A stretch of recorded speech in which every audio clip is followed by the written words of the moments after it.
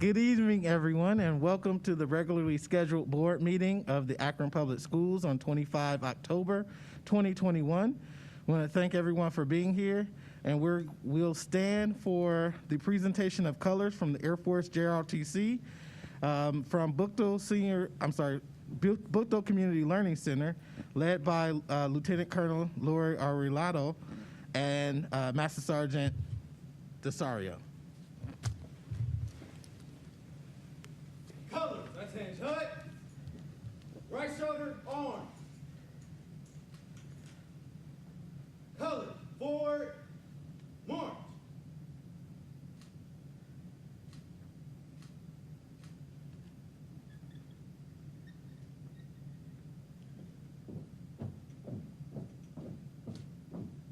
Colors, halt. Present arms.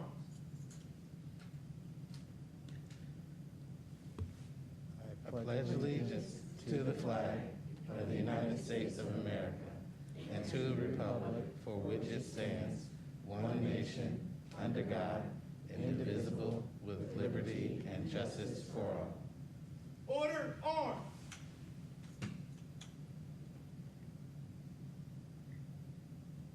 Ladies and gentlemen, thank you for inviting us to present the colors at the board meeting. I'm Master Sergeant Desario along with Lieutenant Colonel Arredondo. Really appreciate this opportunity. If you would permit us, we would like to have the color guard introduce themselves one by one. I'm going to have the color guard commander, Cadet Coggins, place the color guard at parade rest for that purpose. Order, colors. Parade, rest. My name is Marion Ward. I'm a cadet airman basic. I'm a sophomore and I attend Bookdo COC. My name is Cadet Airman Awan Coggins. I'm a junior and I attend Bookdo COC. My name is Cadet Ryan Foster. I am a cadet airman and I attend Bookdo COC. My name is James Miller. I'm a cadet airman basic and I attend Bookdo COC. Do you all have any questions that you want to ask them or anything you're curious about? Yes, sir. Go ahead. My question was, do any of you plan to enlist upon graduation from high school? Yes, I do. And what is your area of interest within the military? I haven't yet figured that out.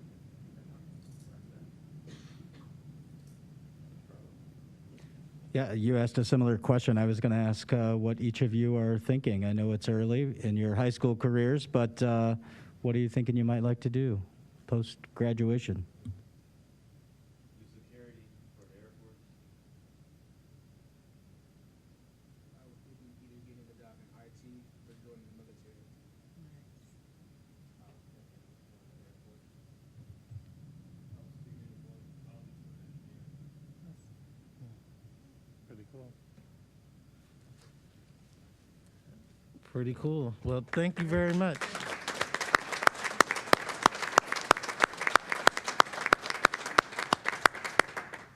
And before you actually leave, I wanted to say on behalf of our entire board and leadership team, how proud we are of you. And thank you so much for presenting the colors to us at this meeting, as well as just being good students and helping us go through that technical difficulty, which was caused all by me.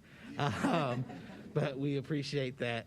And it's even more impressive to know that this is your first time doing color guard, as well as being first-year cadets. So thank you very much. Let's give them another round of applause.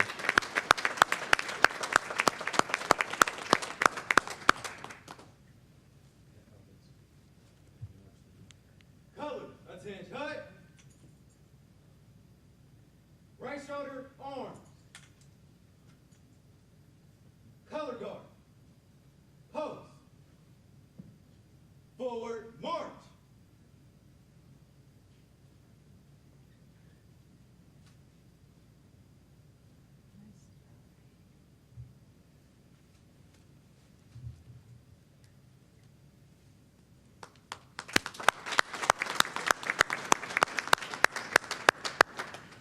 Thank you very much. You may be seated.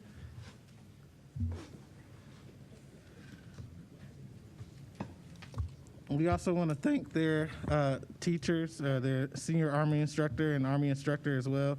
I'm sorry, Air Force instructor. I was in Army, sorry.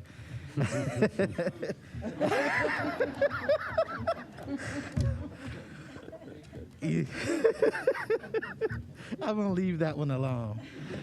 My dad was Air Force vet, so I'm going to leave that one alone. All right, so thank you very much, everyone, for indulging us in that and allowing us to see the colors presented by some of our wonderful students. We'll next move to I don't see it, but it's roll call. I think that was left off the agenda, but we'll go with roll call. Mr. Pendleton? Dr. Akbar, Here. Mr. Alexander, Present. Ms. Autry, Here. Mr. Bravo, Present. Dr. Hall, Aye. Mrs. Mansfield, Here. Mrs. McKittrick. Here. Thank you. Thank you very much. My apologies. I'm supposed to do that first. Next, we have our community and school reflections from our board members. Any school reflections? Mrs. McKittrick. Thank you, President Akbar. I would like to thank the principals from the ECLC cluster as I've finished my first round and in some cases my second visits to your buildings.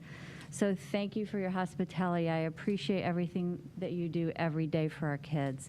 And also this past Thursday I was at Fire Station number 5 in Ellett for the announcement of the partnership between Akron Public Schools and the City of Akron for the Academy of Community Health and Safety at Ellett CLC. And so that ongoing partnership will help to provide workplace and college learning experiences for our kids. And finally, this past Saturday, I was at Bookdale for the Trunk or Treat, and always good to see the kiddos, especially in their costumes. So it was a lot of fun. Thank you. Thank you very much. Anyone else? Mrs. Mansfield. I want to thank Ward Councilman Shamus Malik and Ward 8 for having our superintendent out. It was a planned visit that we worked on, goodness, I think it was just weeks after he started that he emailed right away to get on your calendar to introduce her to the community. And there was a show of support like I have never seen at a war meeting. It was wonderful to have so many people there. I know Mr. Alexander and his wife were there, and Dr. Akbar was there as well. And so many senior staff that were there and made themselves available to answer questions as we went through the evening. Now, I had to leave a little bit early. I heard it got even better after I left with some other folks speaking, as well as our wonderful superintendent who did such a great job. But just huge thanks to everyone who showed up, who came out, who addressed questions, and the community for being there to ask them, because we can't change what we don't know about, and we can't help people understand some of the things that are going on if they're not there to ask us questions or to hear the answers. Because sometimes there's a lot of talk that goes on, but sometimes you don't listen for the answer. So thank you everyone for that. Thank you very much. Anyone else? Ms. Autry. Thank you, Mr. President. Since we last met on October the 16th, I was able to attend one of the oldest traditions in West Akron, and that's the Pancake Day. It's been going on, I'm told, since about the 60s. And traditionally, it was designed for alumni to come back and reminisce and have some good old pancakes cooked by our senior class and our football team. So it was nice to attend that and keep that tradition going. And also, I just want to do a special thank you to the nutritional staff over there. People don't really understand that they're back there in that kitchen helping our students make those pancakes. They've been doing it since the 60s. So special thanks to them. And then also this past Saturday, a new tradition being started in that community is our banner program.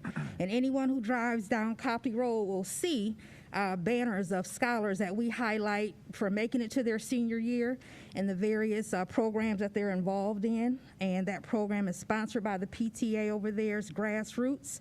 The kids show up early in the morning, sit by their poles, camped out So it's really exciting for them and those families.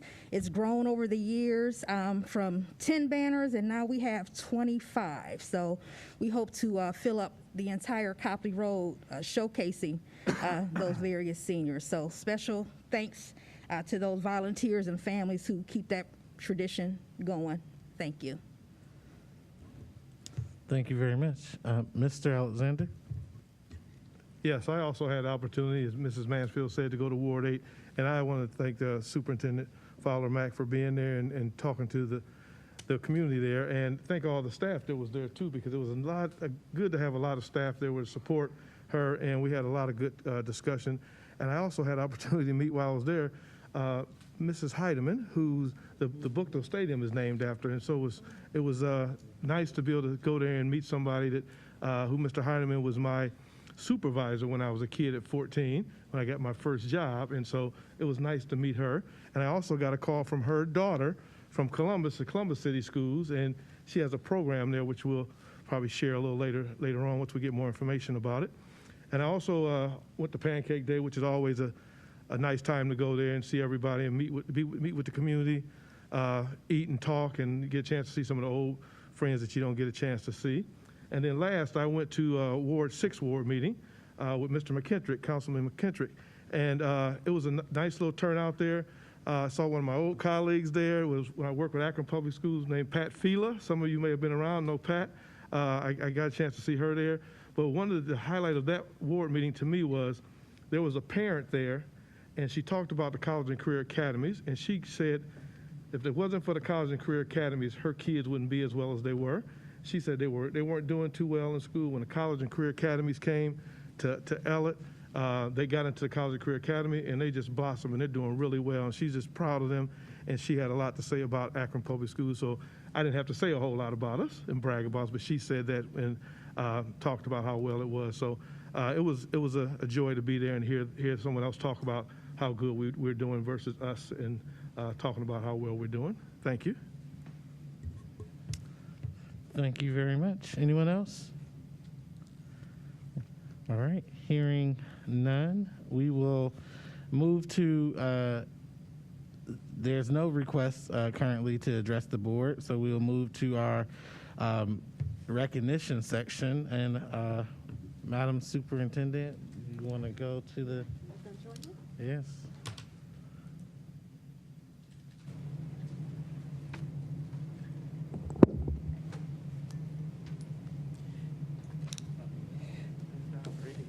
Dr. Akbar is joining me. We are really, really pleased to bring this first recognition before the board and our community this evening. It has been said that a great principal is hard to find, difficult to part with, and impossible to forget. How about you? Do you remember principals from your school days? I do. Each was memorable to me, both as a student, later as an educator, and some even as a parent.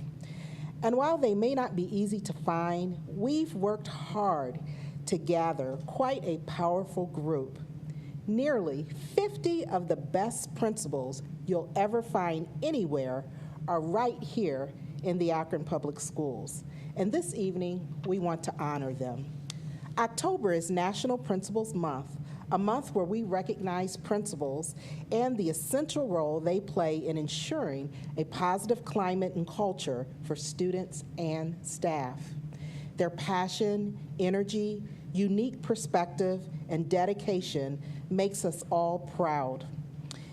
We're proud of our principals here in the Akron Public Schools. A school's success is largely determined by the effectiveness of its principal.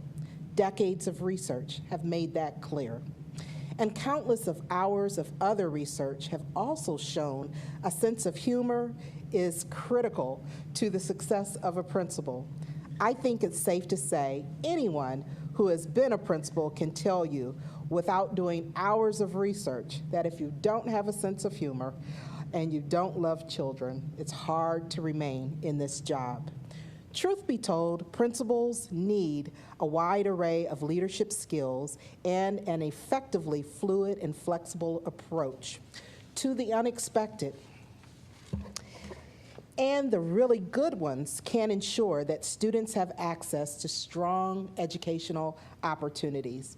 They can create strong inclusive learning environments by fostering a climate of continuous growth, empowering staff to assume leadership roles, and making data-formed decisions. So this evening, we take a moment to thank them, our great principals, the assistant principals, and really all school administrators for their energetic, inspiring, and visionary leadership and a steadfast commitment to the success of each student. And this is especially important to say right now. While faced this year with never-before-seen challenges as the result of the coronavirus, these school administrators you see seated in this audience, who we told didn't even need to stay, but they did, they representing their teams, they have shown great tenacity and resilience to support teachers, students, parents, and others while ensuring that quality teaching and learning continue, even during this pandemic. Simply put, you can't have a great school without a great principals. Principals do make it happen. Board President Akbar would also like to share some thoughts about our principals. But principals, again, we've said it many times to you directly, and we say before our full board and the public, we do appreciate each and everything you do. You are the best of the best.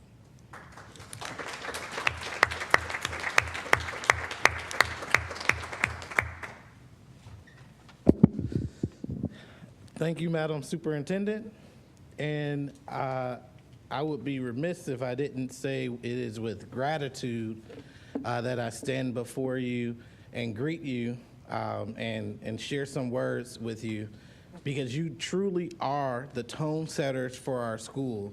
And when you think about our community, the community that we all want to live in, we think about our schools and the way in which we want our schools to be, the way in which our schools help grow and nurture our students so that they can become great community members just like each and every one of us. So principals are not only the tone setters for their schools, but they're also the glue of the school, in every school.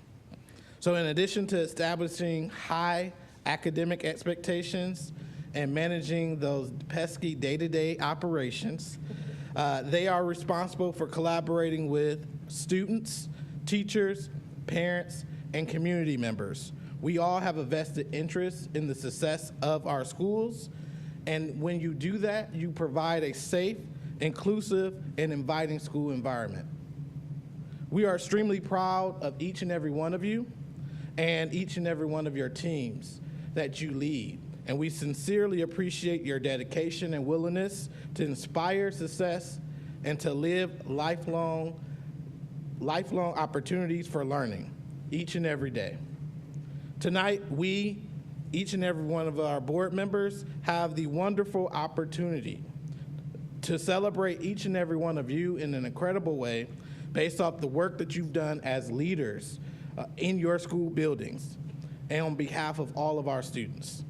And in 2021, if I could not say it enough, we are so indebted to you for your service, and we thank you graciously for your leadership.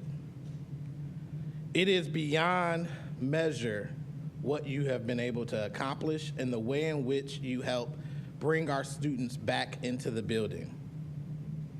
And I cannot say it enough that you go above and beyond the call of duty to ensure that our students' academic success is there, but then you also work tirelessly to protect the health and safety of every student in your learning environment.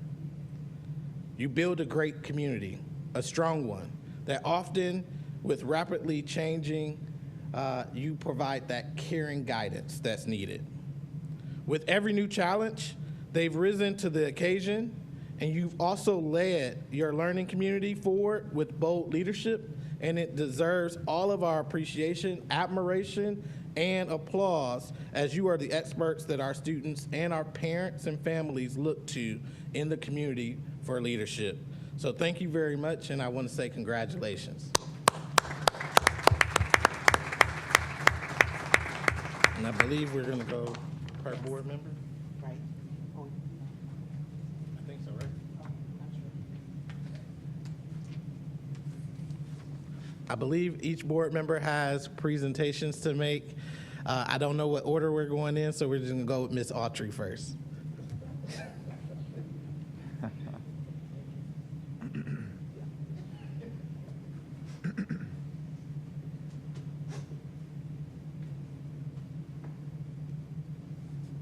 Good evening again, everyone, and it is my honor to recognize the principals of the North Cluster. So as I call your name, if you could please come up and receive your recognition. In honor of National Principals Month, the Akron Board of Education salutes you for your dedication and tireless efforts in having a positive impact on teaching and learning. At Findlay CLC, Sherry Bennington.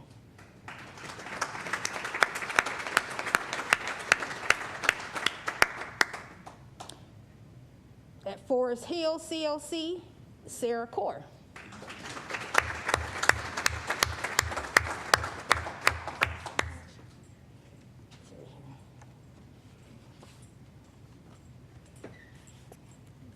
Thank you. Harris Jackson CLC, Andrea Aller.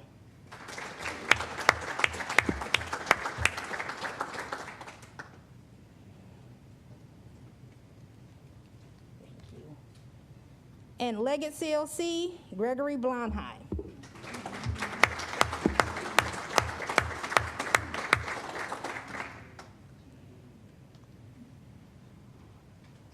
You are most welcome.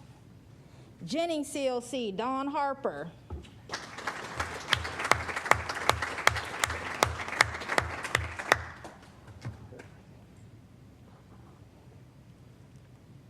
Thank you. And North CLC, Kimberly Sabetta.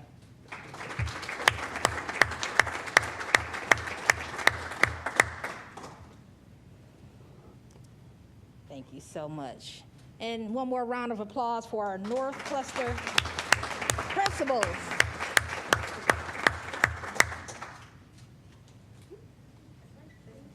Thank you. You are most welcome.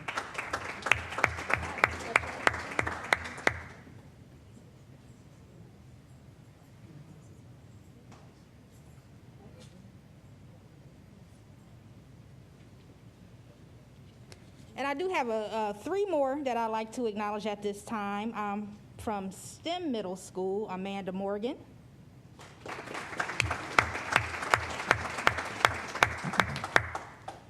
Thank you so much.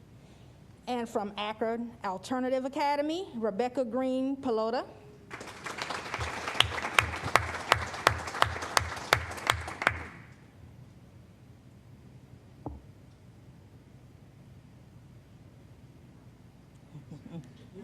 You're fine. It's like church in the back. Thank you so much. And from STEM High School, Dina Popa.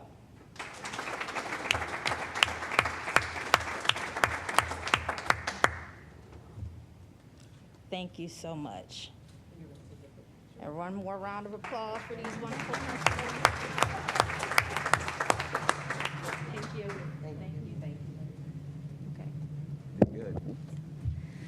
Good evening. It is my pleasure to present these certificates to the East Cluster principals. So first, from Barber CLC, Renee Williams. Is not here. Okay. From David Hill, Tina McIntyre.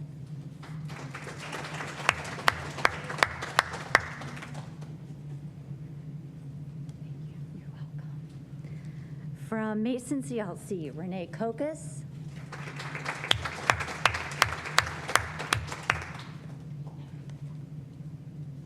Thank you. From Cyberlink, Gina Llewellyn. Okay. From Bridges, Stephanie Davis.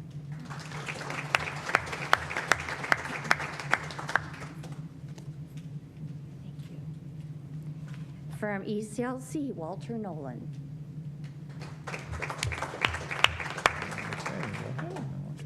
Thank you again for everything you do for our kids. Thank you. I'm sorry.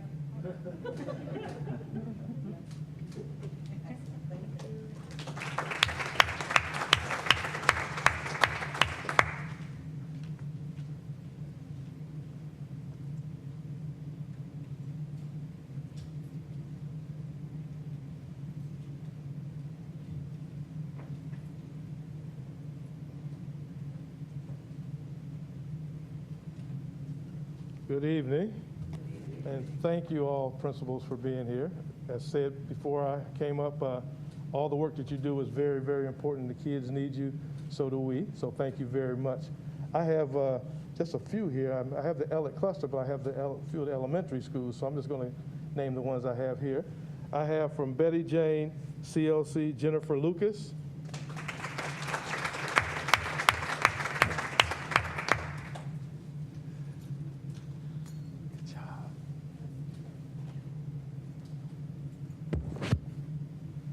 From Hatton, CLC, Darcy Forche Candendo.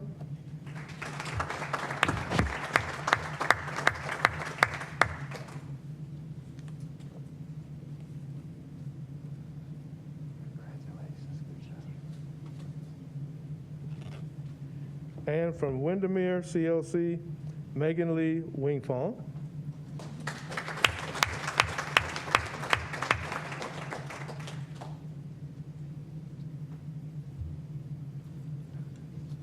Take your time, take your time. Thank you. We're going to take a picture here.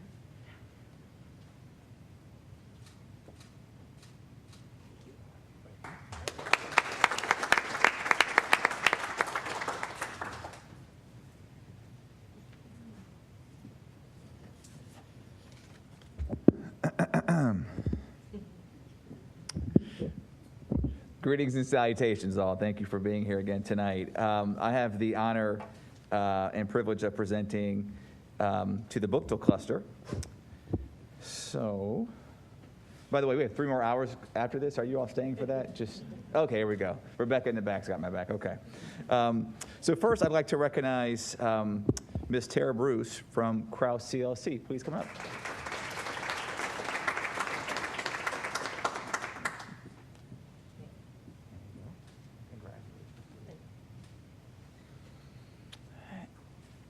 And I just have one more. It's Mr. Christopher Haynes from Schumacher CLC. Is he present and accounted for this evening? Okay. Well, a round of applause for Ms. Tara Bruce.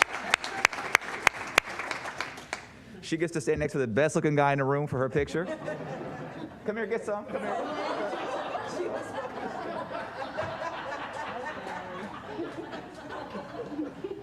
It's not Mr. Bravo, okay?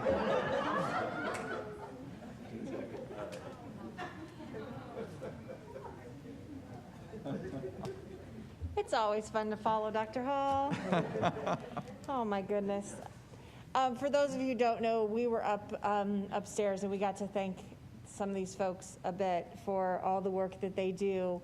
Their words fail when you talk about what work they've done, what they do every year, but what they've done the last 18 months to hold together, to create safe spaces, to create places where our students and our families feel at home, sometimes more than their own homes. So thank you for everything that you do.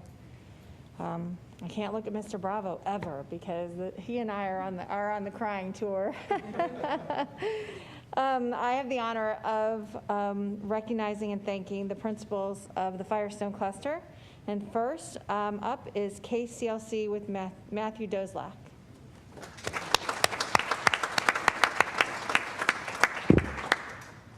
Next, I have from King, Diane Floyd.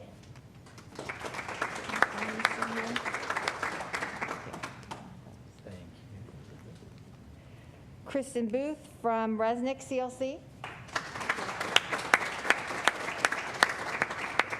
I will tell you, I've spent some lunch hours with these two so far this year, and it's been awesome. Thank you. If you want to see some hard work, go to a lunch hour, especially the one I saw Matthew in that was all kindergartners. That was something else. Whew, and I think at the second week of school, I think we were there.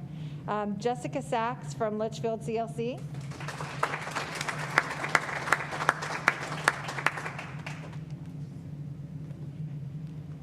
Carolyn Hersich from Miller South. I'm not going to say your whole school name. If we say the whole school name, we would be here all day. Thank you for everything you do. Thank you. And last but certainly not least, Mr. Larry Johnson from Firestone CLC.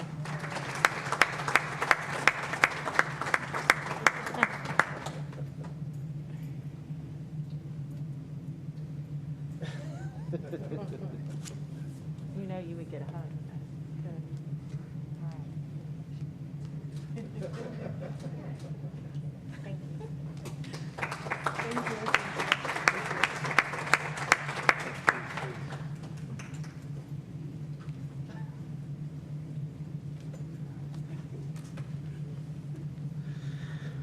Good evening. As everyone else has said, I'm really excited to be able to do this tonight, and so grateful for all of you and all the work that you do. And three of you, Tara Bruce, Amanda Morgan, and Mr. Tom O'Neill, have all impacted my son directly in some way, shape, or form over the last several years. So personal thank you to all of you for everything that you've done for us. I have the privilege of handing out recognition for Kenmore Garfield.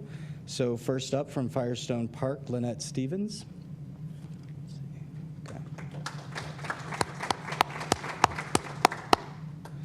From Mickey Bright, Deborah Music.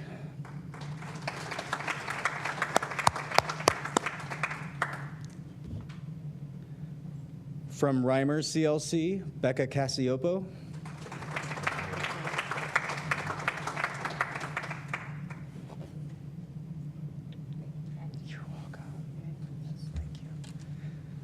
From Voris CLC, Jennifer Douglas.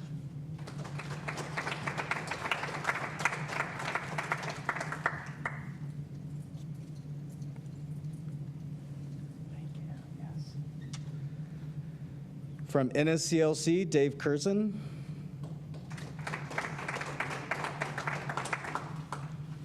And from Akron Early College High School and my son's current principal, Tom O'Neill. Is he still here? Okay. Well, we'll talk to him tomorrow about that one. All right.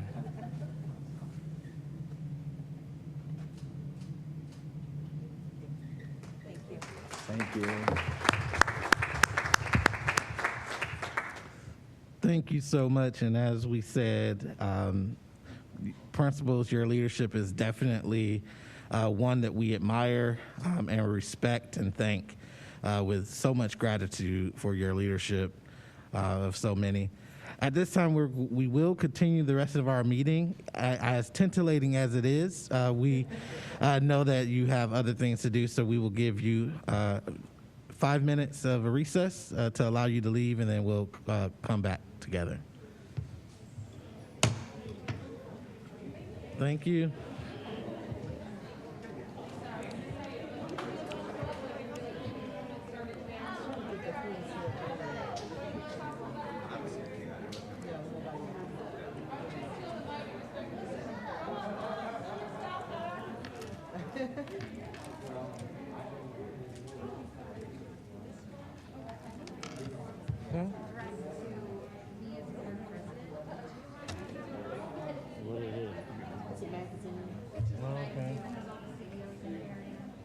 Okay. I got it.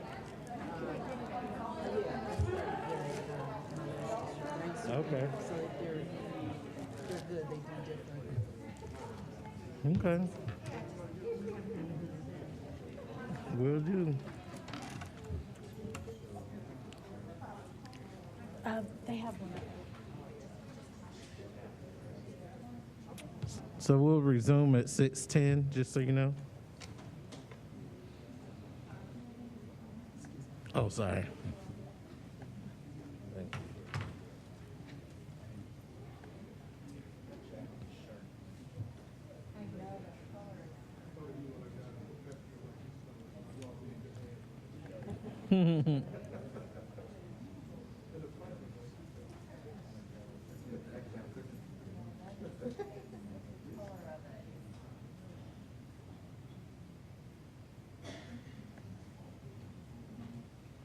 Oh, Lord.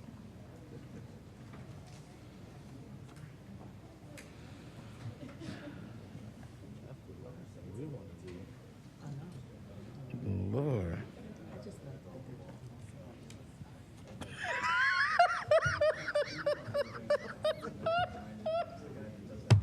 Okay. I ain't mad at that. I am not mad at that.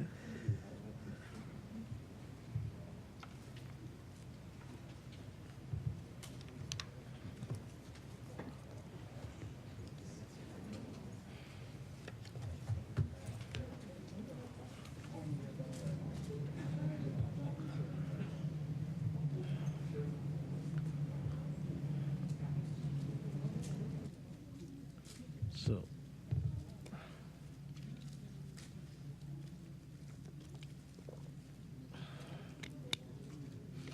everyone ready?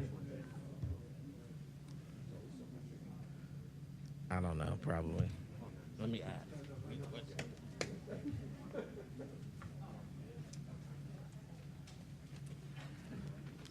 We learned our lesson, huh? I was about to just start. Derek actually reminded me. All right. All right. Thank you very much. Welcome back from that brief recess. Next on our agenda is the approval of the previous meeting minutes from October 11th, 2021. I'll entertain a motion. So moved. Second. It's been properly moved by Ms. Autry, seconded by Mrs. Mansfield. Any discussion on the minutes from 11 October 2021? Hearing none, we'll do a roll call vote. Mr. Pendleton? Mrs. Mansfield, Yes. Mrs. McKittrick, Yes. Dr. Akbar, Yes. Mr. Alexander, Yes. Ms. Autry, Yes. Mr. Bravo, Yes. Dr. Hall. Aye. Thank you. Thank you very much. We have next on our agenda personnel recommendations. Madam Superintendent. Thank you, Dr. Akbar. I wish to recommend the approval of the personnel recommendations presented in categories 5 through 16. Thank you very much. They have been recommended for personnel by Madam Superintendent. Is there a motion on the table? So moved. Second. It's been properly moved by Mrs. McKittrick, seconded by Dr. Hall. Any discussion on personnel recommendations? Hearing and seeing none, Mr. Pendleton, roll call. Mrs. McKittrick, Yes. Dr. Akbar, Yes. Mr. Alexander, Yes. Ms. Autry, Yes. Mr. Bravo, Yes. Dr. Hall, Aye. Mrs. Mansfield. Yes. Thank you. Thank you very much. We do want to just take one brief moment in that item. We do want to acknowledge the passing of one of our teachers, Mrs. Finley, special ed teacher. So I wanted to just make sure I made note to that. Next, we'll go to resolutions and motions on the consent agenda. Madam Superintendent. Yes, Dr. Akbar, members of the board, I wish to recommend approval of the resolutions and motions presented in category 21. They are in proper format, and I move for their approval. Is So there moved. any? All right, so it's been moved by Mr. Bravo. And is there a second? Second. It's been seconded by Ms. Mansfield. Any discussion on the resolutions and motions on the consent agenda? Mrs. Mansfield. Thank you. Instructional policy has some more information about item 19.7. That's the U.S. Department of Education Grant Award Gear Up. I was so excited when I was reading this that I actually requested more information on this even before I got it. So I'm just so thrilled, and I'm so proud of this district for working so hard to make this happen. This Akron Aim High proposes to serve a cohort of 1,500 students who are enrolled in the 6th and 7th grade in the fall of 2021 at Buchtel, East, Innocent, Jennings, and support these students across a 7-year span of scaffolded, differentiated, and targeted programs and support throughout their high school graduation and into their first year of college. Akron Aim High will work to expand the number of advanced courses, promote more equitable access to these opportunities, and provide a type of academic support students need to be academically successful and complete a rigorous high school curricula. In keeping with the district's equity policy, the Akron Aim High will ensure that all Gear Up program services are accessible to all students, including those with disabilities, IEPs, and English language learners, and those who are in foster care or living in temporary housing. The grant projects was spearheaded by Jackie Silas Butler, Executive Director of Project Red Akron, who's right there in the first row, who will serve as the project co-director. Contributors to the grant include Carla Chapman, who will serve as the project director for the grant, and Mark Black, who will serve to support college and career readiness at the targeted school sites. 25 organizations from the state and local levels provided letters of support for Akron Aim High, including Mayor Dan Horgan, County Executive Eileen Shapiro, Senator Vernon Sykes, House Minority Leader Amelia Sykes, Teresa Carter of Synthomer Foundation, Tracy Carter from Summa Health, Burnett Williams from Akron Children's Hospital, Congressman Tim Ryan, Jim Mullins from United Way, the University of Akron, Kent State University, Stark State University, as well as parents and community leaders. You thought I was going to read about all 25, didn't you? But this is such an amazing opportunity for our students. If you looked at this item in your board docket, it does say what the first year of funding is, and it is, again, set to be a 7-year grant, and the funding is there as well. So just wanted to share all that information because it's an amazing opportunity.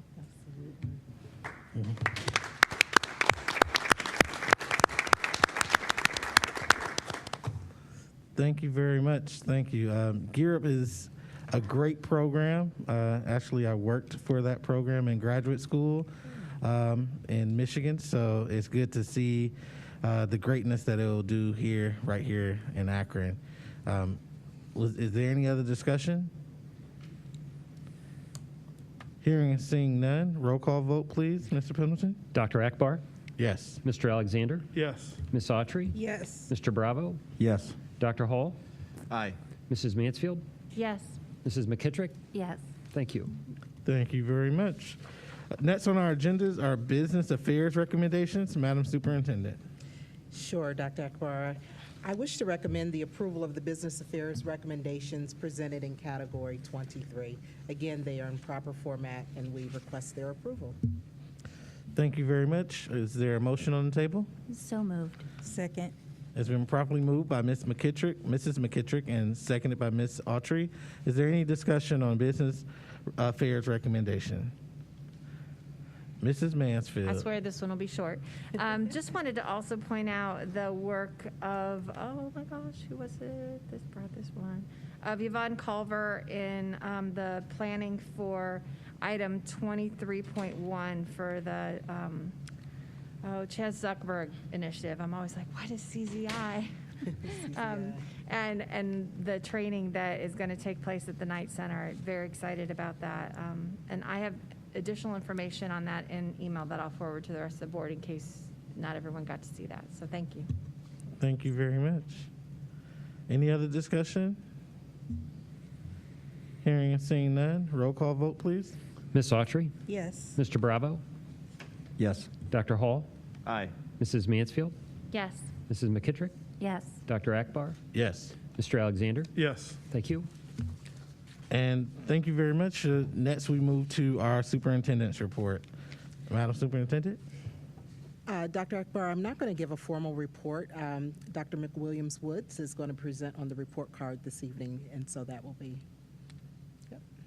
Okay, thank you very much. Do we have a mic for her? Okay, yes.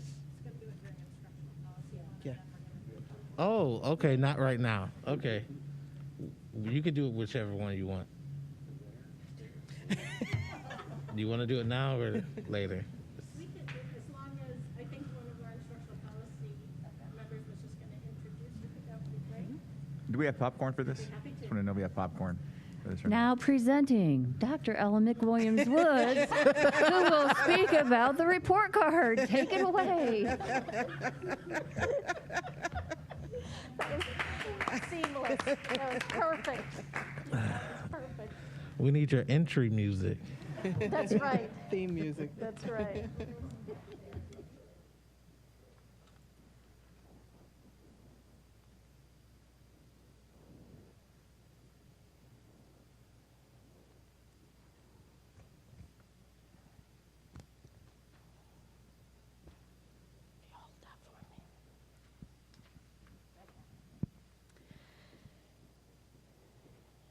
Well, I'm pleased to be here tonight to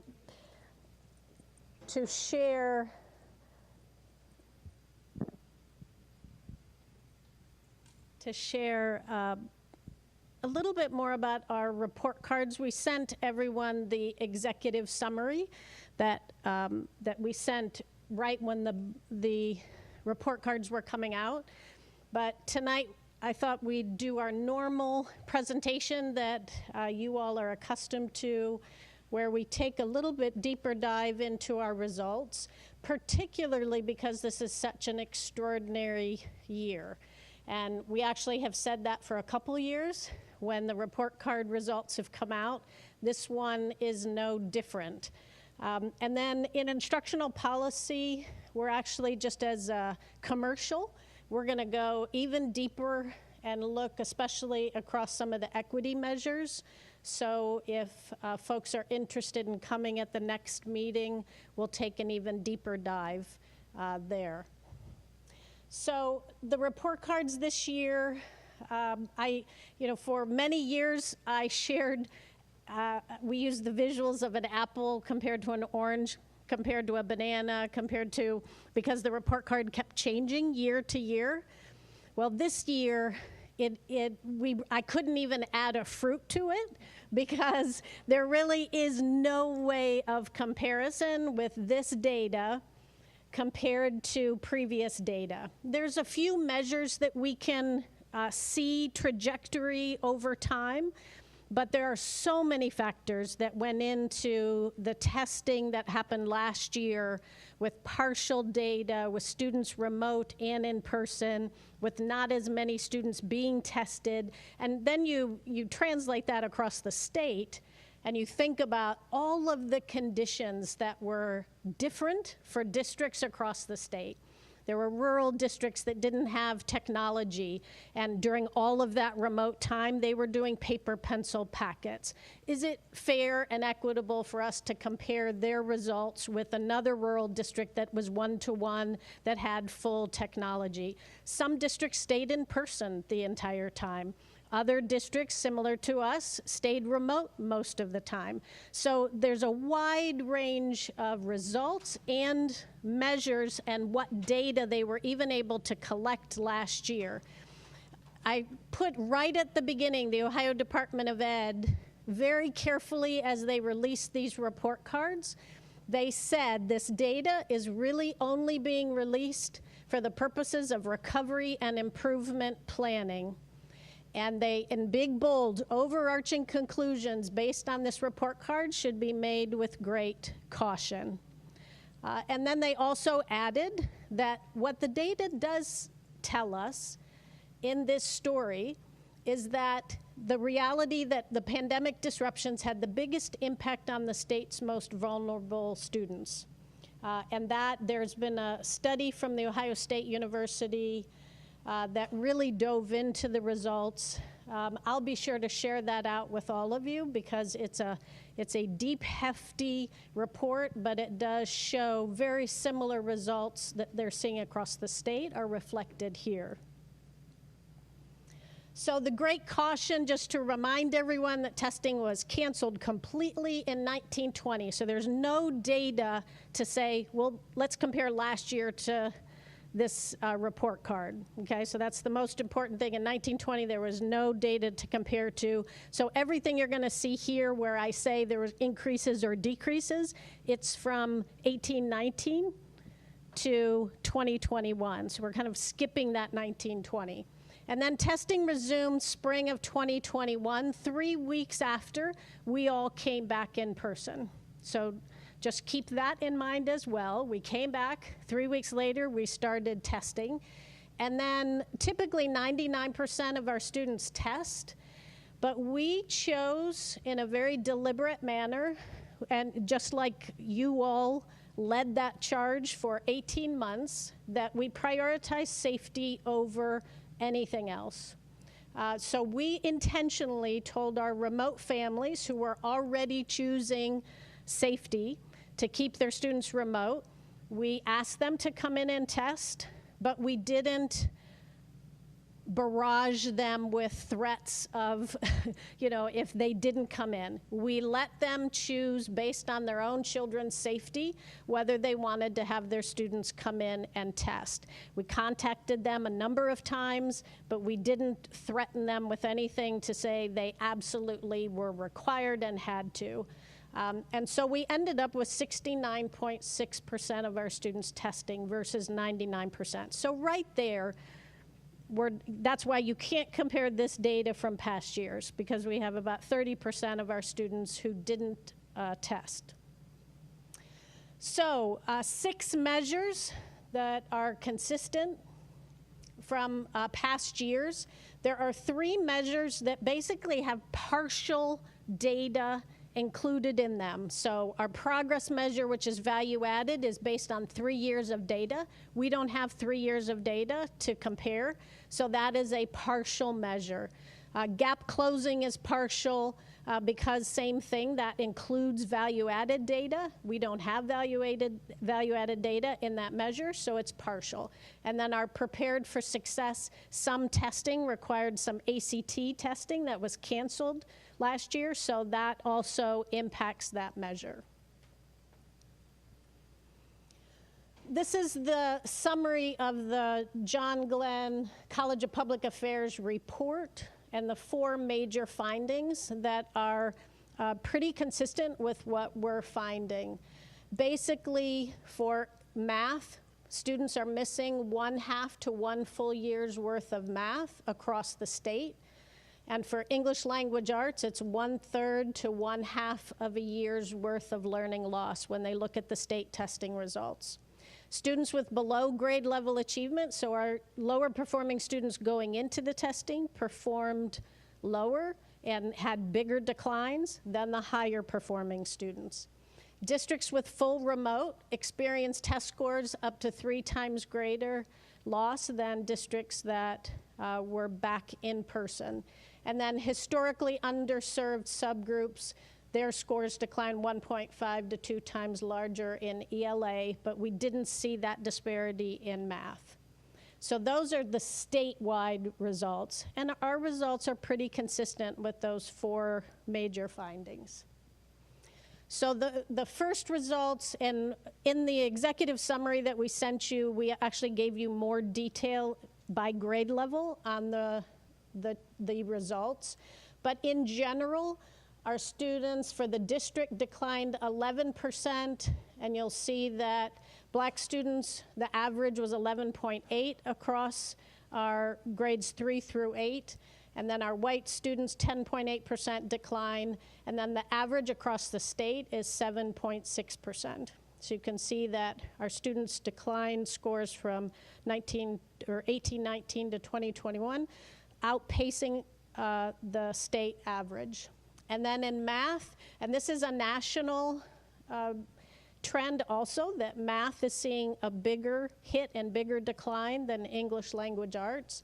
The state average is 12.8% decline, and you can see our district is at 16.2. Our black students declined 17.4, and white students declined more at 19.4% decline.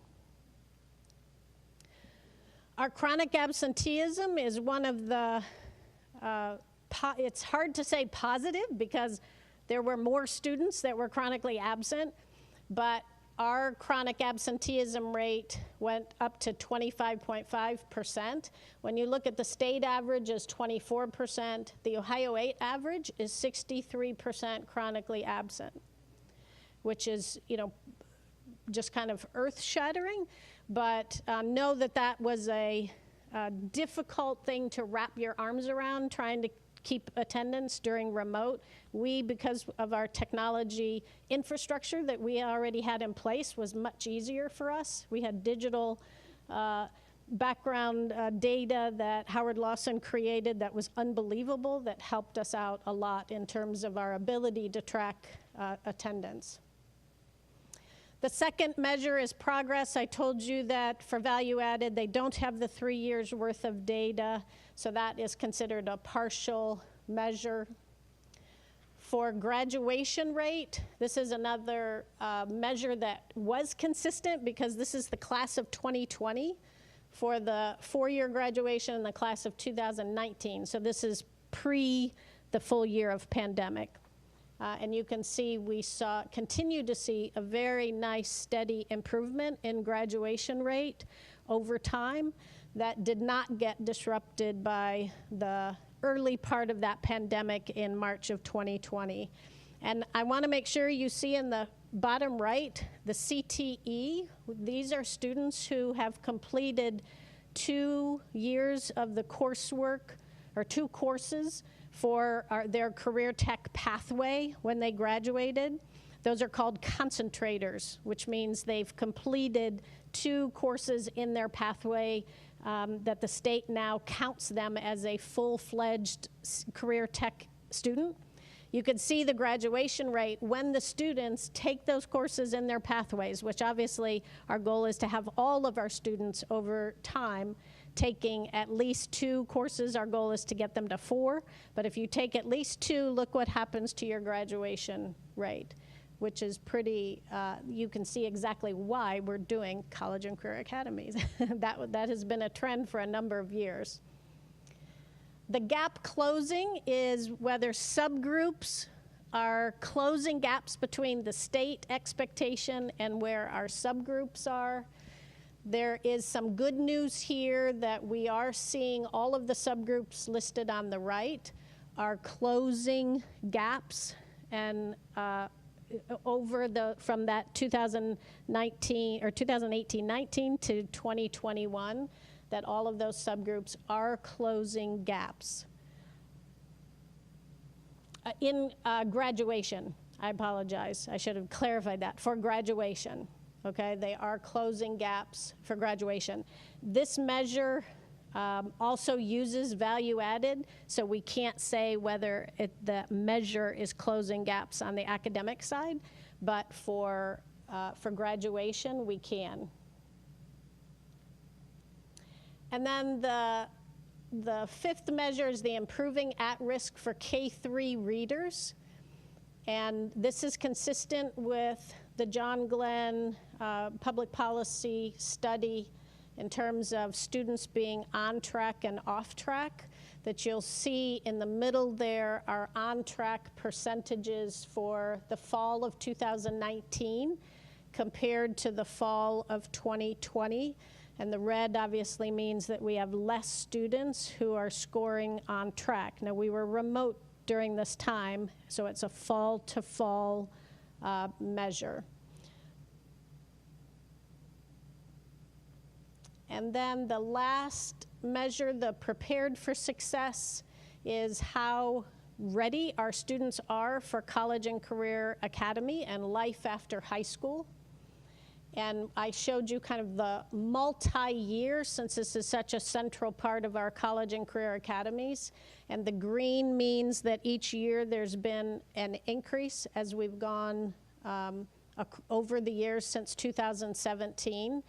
And fortunately, now again, this is the class of 2020, so this isn't this past year that had a whole year of the pandemic. This is the graduation and the prepared for success is always a year behind.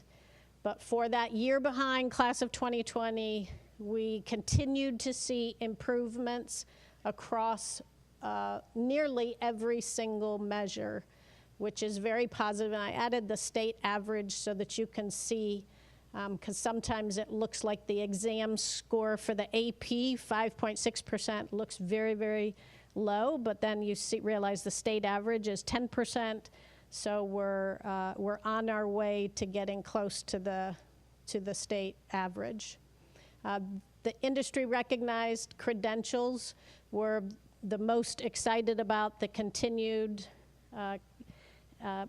securing those industry credentials that we've really made a priority, and you can see the big jump now. We're above the state average for our percentage of students earning industry recognized credentials.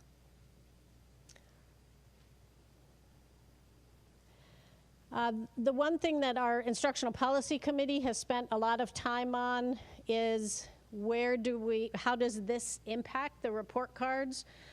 data impact our school designations, our priority status, focus status, or warning. The good news is that the 2021 data will not be used to identify school status. Basically, the state legislature just said, kind of gave a hold on everything, so all schools currently identified remain in that current status for 1 additional year, and then new identifications will be made in this next year, this current year's data.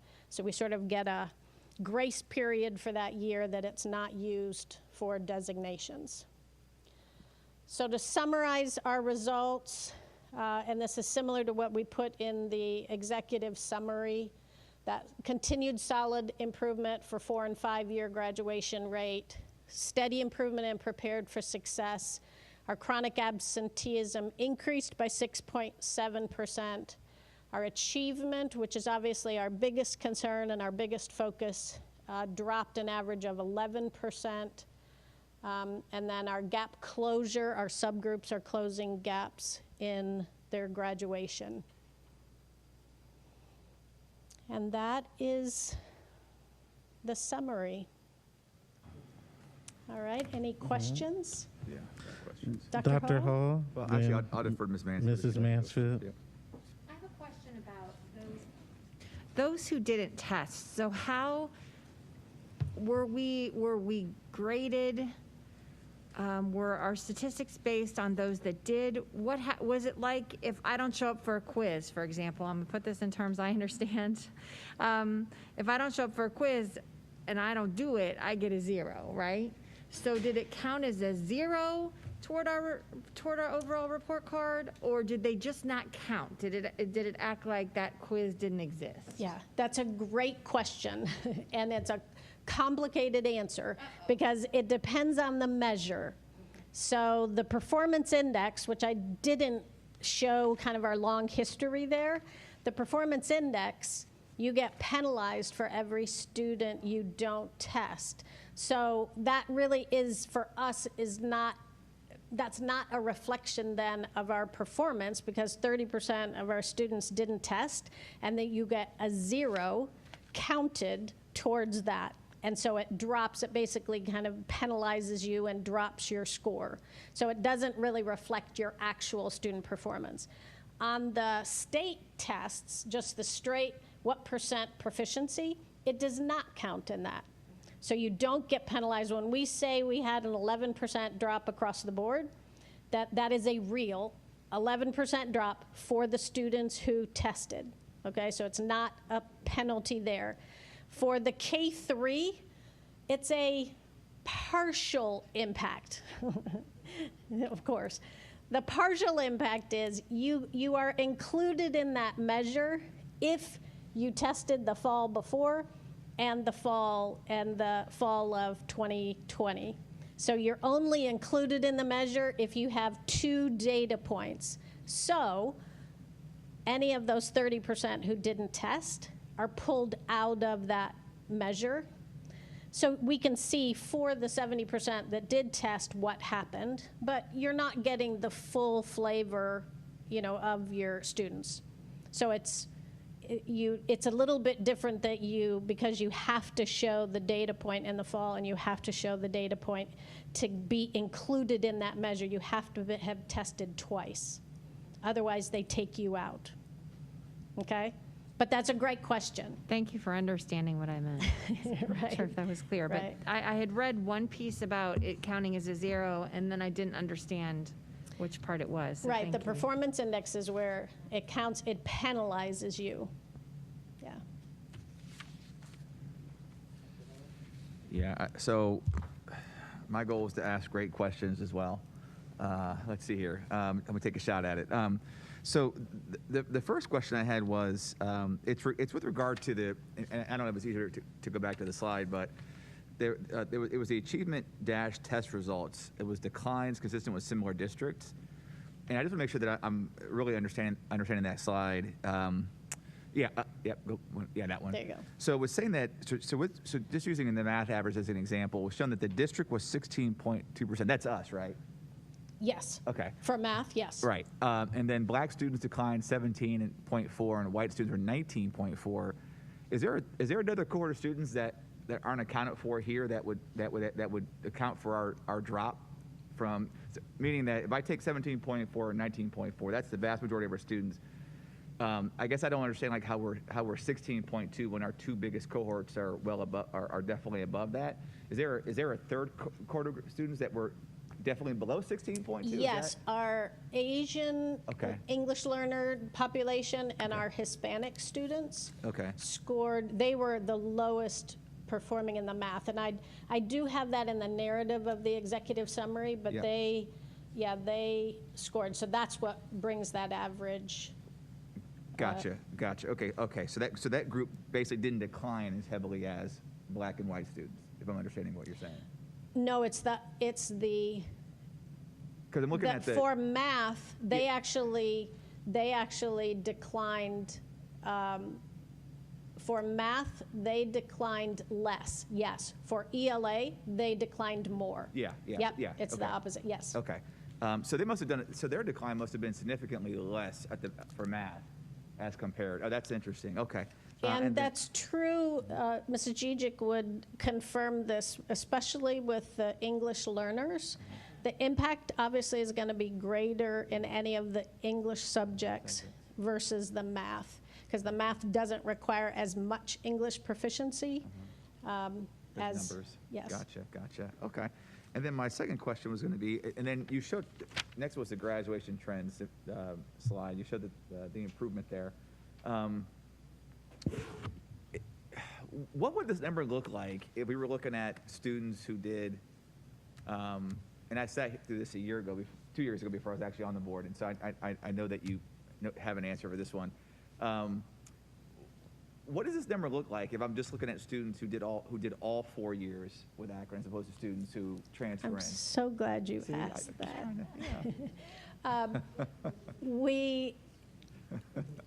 Yes, Was that a great question? That is okay, a great I'm just checking. question, Okay, all right, because okay, we gotcha. all appreciate this answer around the gallery, all of my colleagues.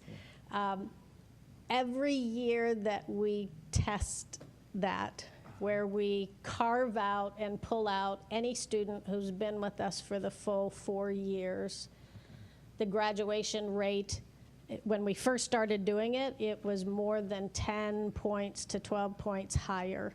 I don't have the number tonight for you, but every year that we've done it, including last year, it is significantly higher graduation rate if you're with us for 4 years. And we share that with families when they're talking about leaving or going, to out of district or to a charter and coming back, that if you stay with us, and especially when you start looking at that CTE, for you to be a concentrator, you most likely have stayed with us. Right. And that's why the graduation rates are so much higher. Gotcha. Okay, and then But I will definitely, by our instructional policy committee, I'll see if Howard can run that report for us to pull that data out. Gotcha. Thank you. I appreciate it. And then just my last question quickly was this. It was the K through 3 literacy percentage of students who are on track. I think I misread this previously, and I just want to make sure I'm reading it right now. So in the left-hand column, they're on track fall of 2019. That student population ends up being the first graders who were on track for fall of 2020 remote. Is that right? Is that how I'm reading that? So for example, they were in kindergarten in 2019. Now, those kindergartners, they've now moved to first grade.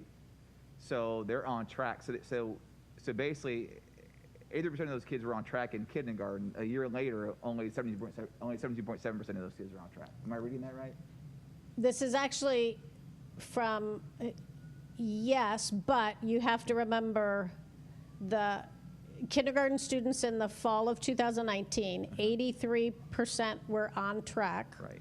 Now, if you continue and if your 2 data points, so it's not necessarily all the same data points that would be in the fall 2019, because if 30% of the kids, didn't test, or the students that it's not apples to oranges necessarily. Okay. So 83% of all of our students who tested in kindergarten were on track.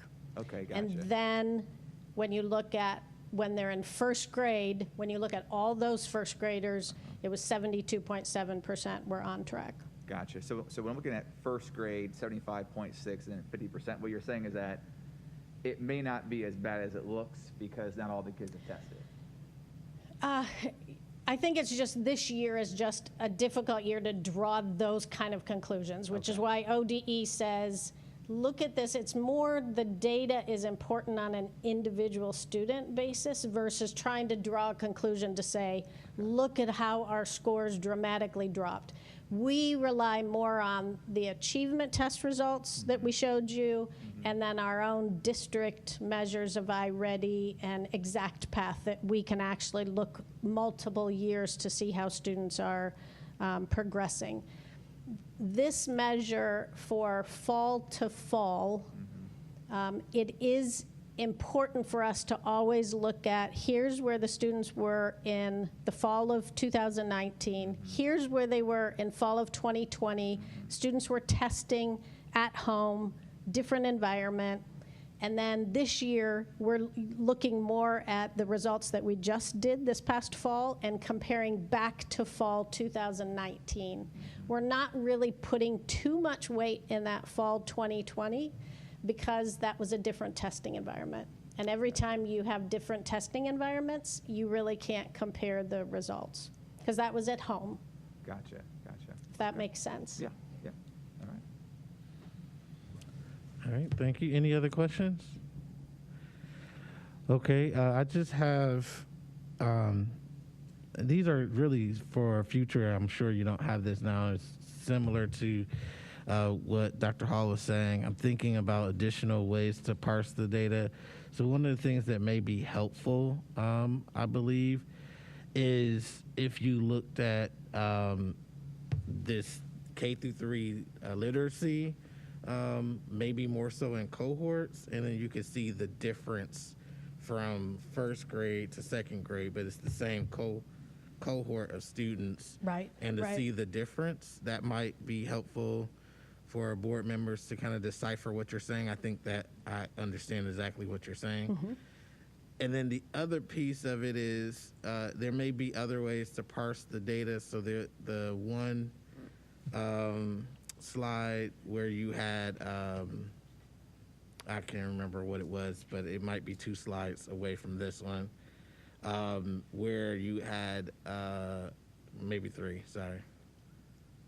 Okay, I guess I was wrong. It must have been the other It's okay. way. Anyway, you had black, white, and we were talking about the differences and the subgroups. Yes. One of the things that I was thinking about, that one, yes. Okay, so achievement and the declines. One of the things as we think about understanding how we might support different resources from the board level, that would be good, is to also parse it out even more. One of the things that we see is when you add indicators together, you see greater numbers of decline, and I'm wondering potentially what those are, even like where they might be located, so that we can support those students. That's just trying to think about it, because it's not always just race is one thing, but if you have race and poverty and special ed, then you could see a 30% decline potentially. Not saying that, I don't know the number. Don't quote me on the number. There's no number. But you might see a greater decline, and so there may be different strategies and tactics that we use for that population. Absolutely. And the power of Tableau and Forecast 5 is that we take all this data and we put it into that, and then we can do all of that navigating of, let's look at these 2 measures, let's look at these 3, let's look at, by building. So fortunately, because of the wisdom of this board purchasing those, those are really business analytic tools to apply to education. It is a powerful tool to do just that. Yeah. And the Instructional Policy Committee does get to see me do some of that with the Tableau, and I'm sure we'll dive into that at our next meeting. Okay. I just had one more, if I may. It just, on this same slide here, if a student identifies as mixed race, for example, where you know, is that a significant number of students? And B, you know, what bucket are they attributed to? It is a separate subgroup. It's called multiracial. Okay. And that subgroup actually has been increasing over time. Yeah. But we separate that out. The state separates it, and then we have it separate in Tableau. Okay, gotcha. Yeah. Yeah, that's actually a national trend. That group is increasing. Okay, well, any other questions? Hearing and seeing none, thank you very much, Thank you. Dr. Thank you. McWilliams-Woods. And I'm going to assume that concludes your report, Madam Superintendent? Yes, it does, sir. Okay. All right, next we have the President's report, and I just have a few items. One, I want to thank everyone for their support in coming up with the new board member onboarding process. Thank you, Dr. Hall and Mrs. Mansfield. I want to give you 24 more hours if you have any other considerations before we start to put some things on the schedule and working directly with the potential new board members. So please let me know by the end of tomorrow if there's anything else you want to do. But if not, then I'm assuming that your will is for me and Dr. Hall to follow through with the plan that we have in place now. So with that being said, that is one thing. The other thing is we're in the process of doing the Treasury Evaluation, so you should receive today the actual form as well as the timeline. If that timeline works for everyone, I think we'll move forward with that. Is there any concerns with that timeline? Okay. Hearing and seeing none, we'll just, only two other things. One, as the board knows, I have submitted to you via email, hopefully you've had a chance to look at it, the testimony for the House Legislature Primary and Secondary Education Committee.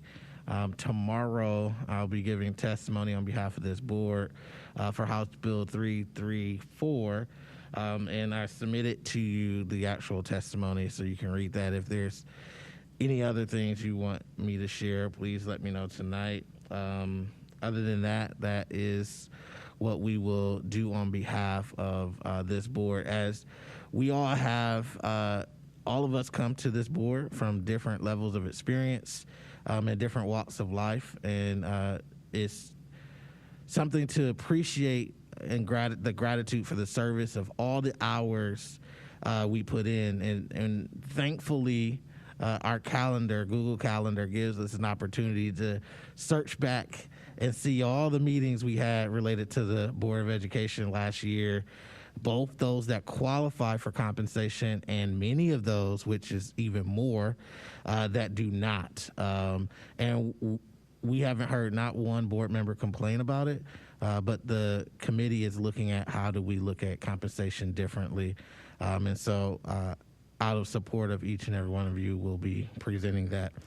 With that being said, the last thing is I have actually a few schools that I'll be also visiting. AAA is next on my list, and then there's a few elementary schools that I haven't been to yet in a while, so I'll be putting those on the list as well before the end of this this calendar year ends. So hopefully, I heard some board members mention the schools that they visited. Hopefully, we're doing the same, and there's a lot of end of the year events, so I know we're all eager to go to some of those. And with that, that's will be my report. Any other questions? Any questions? Okay. Hearing and seeing none, we have the riveting treasurer's report. Thank you, Mr. President. I do have a few slides to share up on the screen about House Bill 110. The Finance Committee met, Ms. Autry, Mr. Bravo, Andrew Puzzullo, and I met to string together some facts that this board will need to discuss, understand in moving forward our 5-year forecast, district finances, and really to set the stage for understanding those changes, right? So pre-COVID and the fight for the Fair School Funding Plan alone would be a substantial change in district finances, and we're going to highlight a little bit of that. But if we don't string together that information, I think the November forecast and then the May forecast will be confusing for some. And so to the extent you can help us clarify that for our stakeholders and community, that's the process that we really tried to achieve in Finance Committee. So with that, just a few slides, and I welcome our committee members' input and participation here. You'll notice the lead slide has the major theme throughout this presentation is funded where educated. It's no longer a model where we're being funded on some 27,000 students and then the process of deductions. And we want to share with you a little bit of that. Some other goals and objectives is House Bill 110 is the Fair School Funding Plan. It is in law. It is in law for 2 years. We need to work together as education community, as Akron Public Schools, to make sure that this is phased in for the remaining 4 years and fully funded. But you'll get to see a little glimpse of what the net impact is on our books yet this year. And then you'll notice the first point there is funding where educated. But you remember we spent a lot of time with this board about student wellness and success funds, something that we all believed in as an education community, and that districts were funding in upwards of $400 per pupil on average all around the state of Ohio, even before Governor DeWine's initiatives. And the initiative was one that we talked about was difficult to measure because it was outside of the formula. So it was a restricted allocation, almost a grant or a restricted set of funds outside the formula. It was difficult to track. And then we're going to talk a little bit about categorical funding and what that looks like, and then the phase-in and what the impact is. Hopefully this frames, I think you've seen this slide before, but this frames the mechanism of school funding that we're now following. Base cost. What does it cost to educate a child, every child?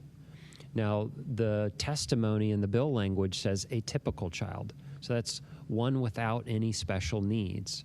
So that doesn't include categoricals like transportation or gifted, special education, economically disadvantaged. So what does every student need? And when I give that discussion talk, I say, what does every student deserve, regardless of background or where they come from? Step 2 in this new state process is the state and local share.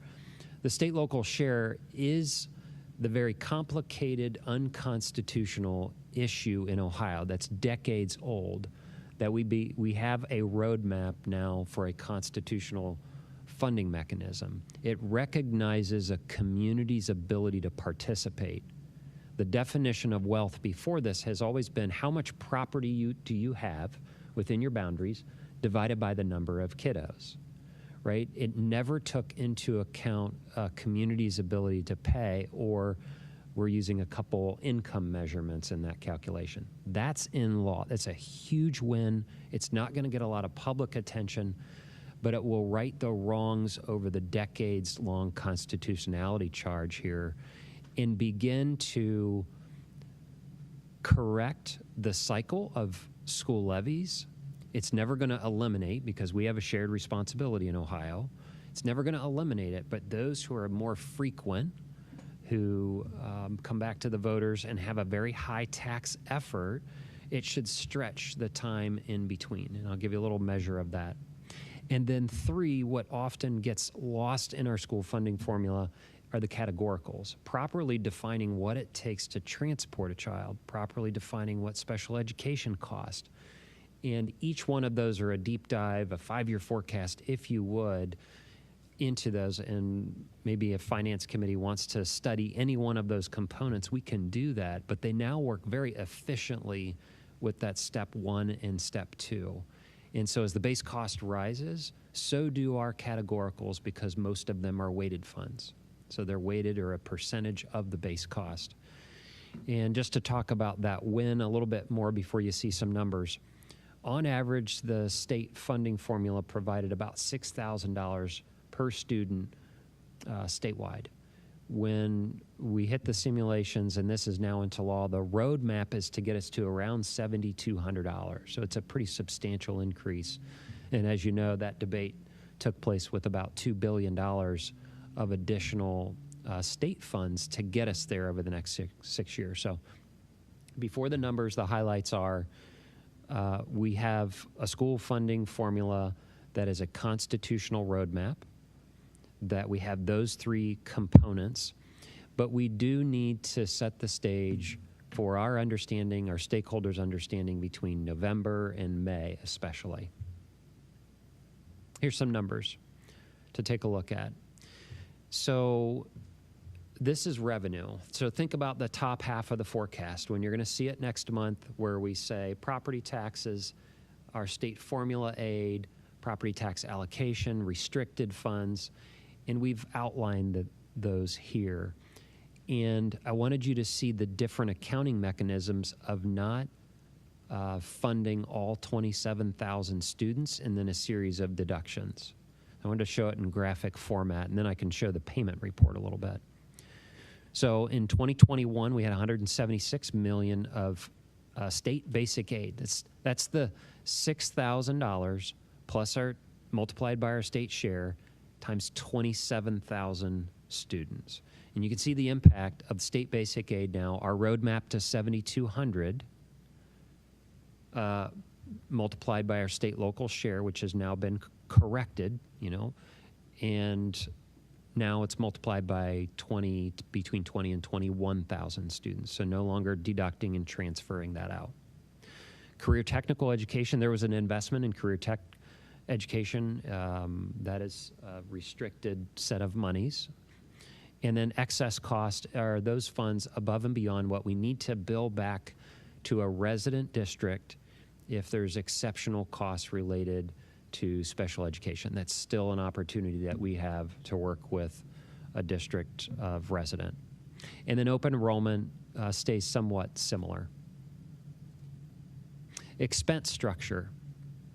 If you notice all the way on the right-hand side, you see transfers out to community school of $26.5 million. That is no longer a part of our mechanism where you see that 2022 orange missing there. It's no longer a part of our accounting structure. And so why do I highlight these? You're probably not going to consume all of this. The public's not going to consume all of this. But when you see the changes in the 5-year forecast come November, you can go back to this presentation and say, oh, right, we're not accounting for those 6,000 students anymore, and they're not part of our financial messaging. Yes, sir. Yeah, so just on the last slide, just a clarifying question. So on the far right, the community school, that was other public districts, so like if they transferred out to Coventry or Barberton or Chicago Falls, something like that, that's that column? That's the column right next to it, open enrollment.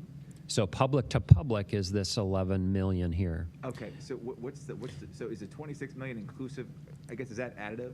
That 26 million is community charter. Okay, that's charter schools. Online. Okay. Yes, that's okay. Charter schools. So we separate out charter schools from other public schools from private parochial schools. Correct, and okay. You'll notice that they're all 3 there, gotcha. Including tuition, which is like we talked about that in Finance Committee. It's like a court-placed, okay. Where the state, in fact, we voted on those tuition rates tonight, where there might be a court-placed student in Coventry, right. And they would get that elementary or secondary amount, which is different. Yeah. We had some good dialogue about that. Yeah. And then the other question I was going to ask was, you were talking about earlier on about the 6,000 per pupil. That's the average. So that's the average. So we're averaging the grade school amount and the high school amount together to get the 6,000. Right. So great question. So the school funding formula has $1 amount. It does not differentiate between elementary, intermediate, or secondary. It has one. Whereas now with the voucher and tuition debate, there's a discussion emerging, right, with that proposed legislation to have this education trust fund where dollars follow an elementary student per $4,500 or $5,500, and then a secondary student some $7,500. That is different than the state formula. The state formula accounts for one base number for every student, K-12. And do you think that makes sense? I think it makes sense when you use the categoricals the way that they're used. Okay. Right. Okay. So,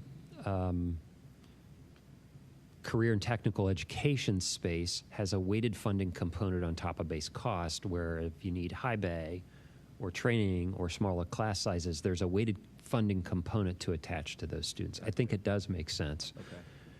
It'll be interesting how that debate goes with the vouchers and backpack and those kind of things. Gotcha. Thank Yeah. you. So let's just go through a quick reconciliation, and then the Finance Committee asked for a longer run impact. This is year one. So this is last school year to this school year. What's the impact look like? So the revenue summary last year was about $215 million. So this year you should see somewhere around $165 million in revenue. Again, we're not transferring out a larger expense, so that makes sense. It's a decrease of about $48 million. Foundation expenses, those are the expenses attached to those 6,000 students who we were pass-through for. Now that's decreasing by $50 million. It's a net increase of $3.1 million. If you take that $3.1 million back to the days of the fair school funding debate, that's almost exactly what the simulations from the state said we would get in addition to this year. And next year, we'll receive about another $5 million of year two of House Bill 110. Here's a little bit longer, and I apologize for all the numbers, that this bottom net foundation revenue, please don't misinterpret that that is not our cash balance. That is just the impact to our revenue and expenses in another way in which you can visually see out to 2026. And I think what you'll see was the ask from Finance Committee is we start looking in the out years how this is going to be fully phased in. What are the assumptions if it doesn't? And we can start to simulate that. That concludes my comments. Hopefully, if Finance Committee members have anything to add, they'll jump in. Any questions for Ryan? For Mr. Pendleton? Hearing and seeing none, thank you very much, Mr. Pendleton. Thank you. Thank you. Next on our agenda, our committee reports. We will start with legal contracts and board policy. No report. Okay. From there, we have finance and capital management. Mr. Bravo. Yes, thank you, and thanks, Ryan, for that report. It's very timely, and I know there's been a lot of questions around it, so we'll keep bringing information back as more becomes available. At our last Finance Committee meeting, which was a week ago today, one of the first things that we had asked Ryan to bring us some information about and start putting on his radar as a topic of discussion for both Finance Committee and the board as a whole as we move forward is the backpack bill, House Bill 290, that would essentially establish a universal voucher system in Ohio. Obviously, that's something that we need to pay attention to very closely. It could cost several $1 billion annually across the state, depending on participation rates. And so we've put some materials related to that issue in board docs as well, and we will continue to monitor that and then bring some information back. Also, the committee reviewed Esther Funds, including the impact of Esther Funds, the impact that it will have on the November 5-year forecast. And so our goal is just to keep the board updated on the new school funding formula, as Ryan just kind of went into, and its impact And we're expecting, the major updates due in November and May that are going to align to our ESSER presentations. Also, we did review the current cash reserve policy.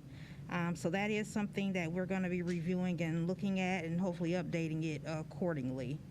The committee also reviewed the current budget process, walking through the involvement of the buildings and departments to determine their needs for the upcoming year.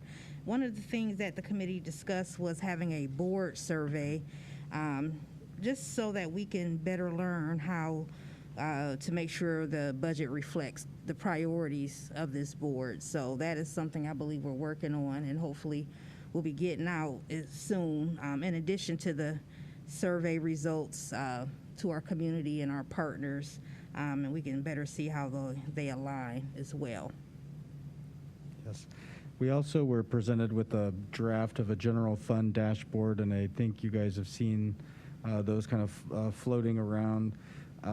It's in response to an earlier request that we have a one-page document that kind of shows where our general fund money is being spent, that we can share out into the community with our constituents. It was created with the intent that it would be updated occasionally so that we can bring that back to you or email it out or put it somewhere where you can easily grab it, and also put it potentially on our website.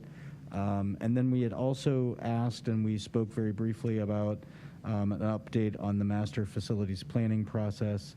And so we'll continue to provide updates on that as well. That's it. Thank you very much. Instructional policy and student achievement. Not sure who's going. So I'll go ahead and go.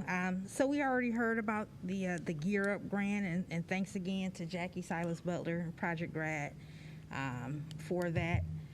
We heard about the state report card already. I'm here just to briefly discuss the Summit County Educational Celebration event on the 21st. So we have congratulations to 4 APS employees who were nominated for the annual Summit County ESC Education Awards.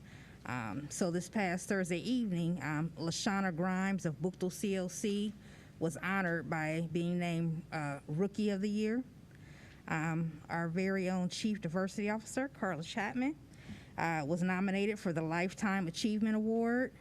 And then also nominated were Co-Teachers of the Year, Krista Bowden from Firestone CLC and Emily Lees of Ellett CLC. And we just want to thank them for their work that they do and the passion they give to putting our students first every day. And then also special congratulations to LaShawna. Thank you. Thank you very much. Mrs. Mansfield, anything? Okay. I'm used to you all tag teaming, so. Next we have the Equity Committee. Dr. Hall. Greetings and salutations. We met in person on Thursday, October 21st, for the latest edition of the Equity Committee meeting. Very robust committee meeting. We talked about a number of different topics. First, we began by having Ms. Fowler-Mack provide an update around the district's equity vision plan, or update around that. And by the way, I should have prefaced this by saying there are 3 documents in board docs that are meant to serve as the accompanying handouts for this update. So please refer to those as I'm walking through. And essentially there were 4 goals, or really the purpose of this sort of vision update was really fourfold. One was to develop a common understanding around equity. Number 2 was to ensure that we were being inclusive and getting feedback from key stakeholders. I think we're moving forward on focus groups, I think, here fairly soon, that will be inclusive of parents, staff, community, and other folks. And then we also talked about how this work goes from theory to practice. And so I believe we refer to that as our theory of change. And then number 4 is this document is really sort of meant to guide at a high level the district's work. Now, I should point out that this document that's there, it really ties back to what we see as our source documents, basically being the 3 for 3, our and previously passed resolutions. And so, and next we transitioned over to having a discussion about the human resources equity update and audit that is going to begin here fairly soon. We have a vendor in place. ERS is that vendor. The initial, and I should point out that vendor is woman-owned and operated. So whoop whoop. Can I get a whoop whoop from the women in the room? Whoop. Okay. Tough crowd. Okay. And we'll focus on a compensation study and looking at our district hiring practices and processes. Next, we talked about, and by the way, it should be pointed out that this company has experience working with other urban districts as well. So Akron's not the first urban that they're working with. And then next we talked about, there's a handout that, this is what it looks like, and for those of you who are playing along at home, this is what it looks like here, that talked about the various, and I found this document very interesting in that it talks about the 10 dimensions that we can be looking at to ensure that we're having the greatest impact on student experience. So things like school funding, teacher quality and diversity, student supports and intervention, diverse classrooms and schools. So again, 10 dimensions that we can look at this work through. And again, the focus is for this work to be transparent. Our resource equity handout really is meant to sort of talk about how we prioritize the work, how we establish a baseline for ongoing monitoring, and then how do we develop a framework for resource equity in the district. And then Ms. Chapman, by the way, I didn't know that you received that nomination, so congratulations again to you. You're holding out on me over there. Okay. Provided an update on the ERG groups, our employee resource groups here. I always love the notes. It says Dr. Hall expressed an interest. I expressed an interest. Sorry, I love how these are written. Scintillating material. Thank you, Ms. Ferguson, for me. Express interest in how many Akron Public School staff are involved. I think that's integral, right? So we went through an iterative process to come up with these ERGs, and so again, one of the things I think is important is that we're monitoring, well, how many employees are actually getting involved in these ERGs, right? And then also, how do we support them, right? So I know that other companies in town that have employee resource groups, they have a budget for those employee resource groups. I didn't say that they were large budgets, but they have budgets nonetheless, right? So, and then thinking about how we would connect involvement in ERG groups to aspiring leadership programs that may follow on from this work. So, and then next, Dr. Glover was kind enough to share the status of her current work in supporting the professional development alignment. We talked about new hire training and building-based foundational equity coaching. And then I'd also asked a question, because I'll confess that at times this has been kind of a black box for me, I suspect for some of us as well, around our professional development, right? And so the process that we go to select, and determine sort of what gets on the slate for things that we would do professional development about in our buildings, right? And so, so we talked about how that process is coming along as well.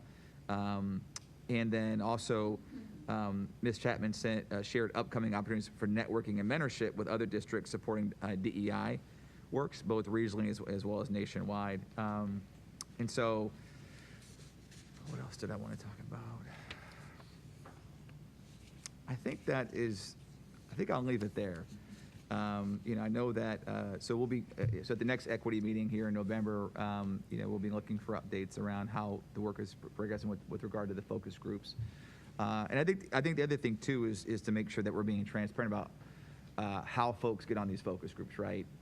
We don't want people to say, well, I would have wanted to be on it. I'm a teacher, and I would have wanted to be in the teacher focus group, but but you guys have a group of people, and I was never reached out to, right? So same thing with parents and other groups, right? So we make sure that we're transparent in how we choose folks for these focus groups. So that's one of the things, because this is all work that, for it to have credibility, it has to be trustworthy. and for trust, and in order to be trustworthy, we have to be making sure that we're shining sunlight on every step in the process that we are going through to bring this work to its logical completion. So I will leave it there, and happy to take any questions or comments that anybody may happen to have. Any questions or discussion for Dr. Hall? Okay, hearing none. The only thing I'll add is just to modify the last part of your statement. The work of equity is never complete. So just like we talk about being culturally competent, you never are competent, you never arrive, because our environment changes and everyone around us changes. So this is a continuous long-term commitment that we're making. So thank you for the report and for the work. With that being said, we do have one item of new business on our agenda, and that is the resolution. And our resolution presented to us is resolution number 21-141, which is a resolution to express disappointment in the state school board's rescission of their commitment to equity and opportunity for Black, Indigenous, and other students of color. In this resolution, it discusses our commitment as a district to equity and ensuring that we are actively engaged in looking at race and the ways in which inequities crop up around race, and that it's not simply about poverty, and that race has an independent factor, as we saw even in our state school board state report card presentation as well. And it basically states our disappointment in their actions to repeal with those actions that were associated from July 2020 to just a simple condemnation statement. So is there any motion to approve this resolution? So moved. Second. It's been properly moved by Mr. Alexander, seconded by Miss Autry. Any further discussion on this resolution? Yeah, I just had a quick comment about it. I think obviously we were all disappointed by their actions. I'll confess there was a part of me that wanted to pick up the phone and reach out to a couple of the 10 members who voted the way they did on this to try to gain because I think too often in this space, there's the reaction is to immediately disengage and not want to understand why folks do what they did, and so do what they do. And so I'll confess that there's a certain call it morbid curiosity, perhaps, to want to understand what thinking went into this at the state level, and so I know that we have one of our own who was one of the 10 members who did vote for it, and so I'm hopeful that at some point we'll be able to outreach to that particular person and just to get a better understanding of what the thought process is that went into that particular resolution being in place, and perhaps it can serve as a means of educating that person and perhaps others in that 10, so that way perhaps they can be better in discharging the responsibilities of their station in the future. Thank you very much. Anyone else? Mr. Alexander. I just wanted to make a comment at state that I'm glad that we're going to continue to do the work that we do here for our students.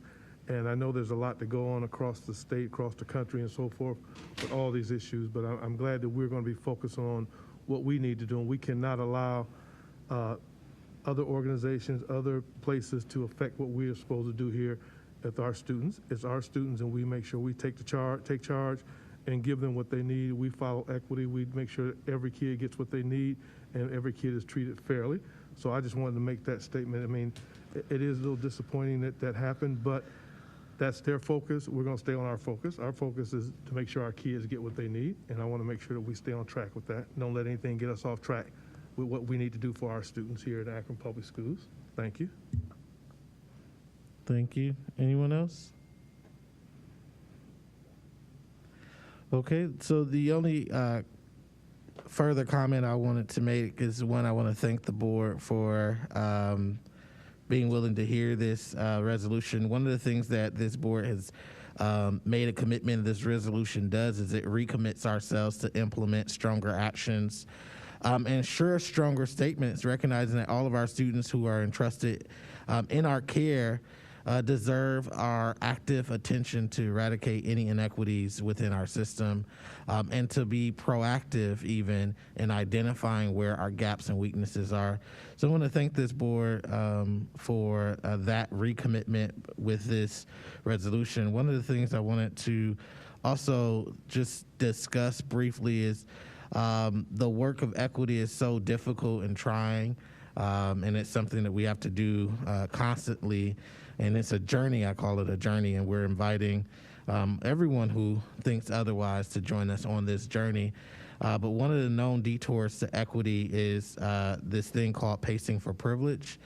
And this is where we center the comfort and convenience of those with privilege. And I think that that's what we saw in this action as the fire and light has shined away from what happened with the murder of George Floyd. It seems comforting and convenient to move away from some of this work, and I'm glad that we aren't. It's easy to center those who haven't received or bared the brunt of adverse effects of our poor decisions. I'm hopeful that we're attentive to that, and as a board, we're committed to centering those who are marginalized and making sure that we examine our decisions to ensure that access, achievement, and overall increase to our outcomes for all of our students is paramount to our focus. And equity is excellence, and this philosophy, it requires us to remain vigilant and even call in those who actions tell us otherwise to join our efforts in our journey to ensure that all students have what they need. So just wanted to make that statement as well. Thank you for your support. Any other comments from the board? Hearing and seeing none, Mr. Pillington, we will do a roll call vote. Mr. Bravo? Yes. Dr. Hall? Aye. Mrs. Mansfield? Yes. Mrs. McKittrick? Yes. Dr. Akbar? Yes. Mr. Alexander? Yes. Ms. Autry? Yes. Thank you. Thank you very much. There's no need for an executive session at this point in time. Is there anything else to come before this board? Hearing and seeing none, and eagerly awaiting that motion to adjourn. So moved. So move second. Mr. Bravo, I'm sorry, Mr. Alexander, motion to adjourn. Is there a second? Second. All right, seconded by Dr. Hall. Thank you very much, everyone, and see you at the next meeting. We are now adjourned.